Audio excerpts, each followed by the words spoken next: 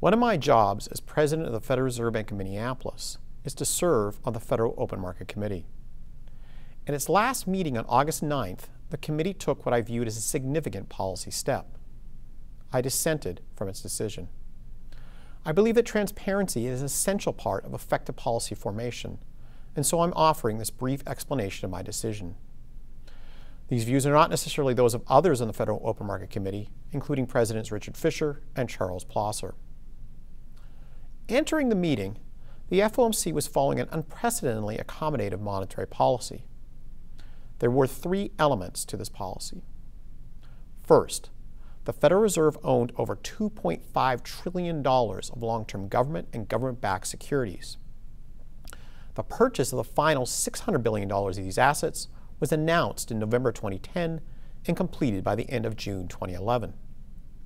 Second, as it had since December 2008, the committee was maintaining the Fed funds rate at between 0 and 25 basis points. Third, as it had since March 2009, the committee's statement included the forward guidance that it anticipated keeping the Fed funds rate at this low level for an extended period. The term "an extended period" is generally interpreted as being between 3 and 6 months. The committee adopted this three-part policy stance in November 2010. I agreed with this decision and supported it publicly at that time and throughout this year.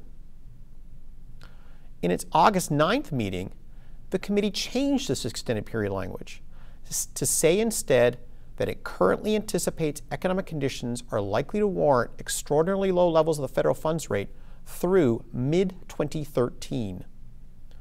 This statement is designed to let the public know that the Fed funds rate is likely to stay between 0 and 25 basis points over the next 2 years, not just over the next 3 to 6 months. Hence, the new language is intended to provide more monetary accommodation than before.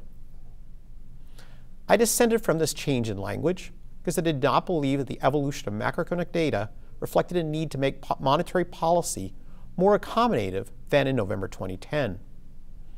In particular, personal consumption expenditure, PCE inflation, rose notably in the first half of 2011, whether or not one includes food and energy. At the same time, while unemployment does remain disturbingly high, it has fallen since November. I can summarize my reasoning as follows.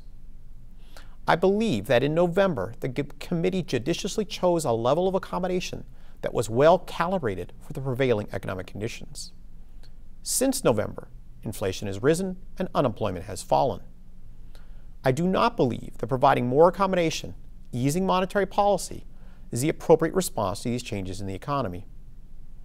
Going forward, my votes in monetary policy will continue to be based on the evolution of the data on PCE inflation and its components, medium-term PCE inflation expectations, and unemployment.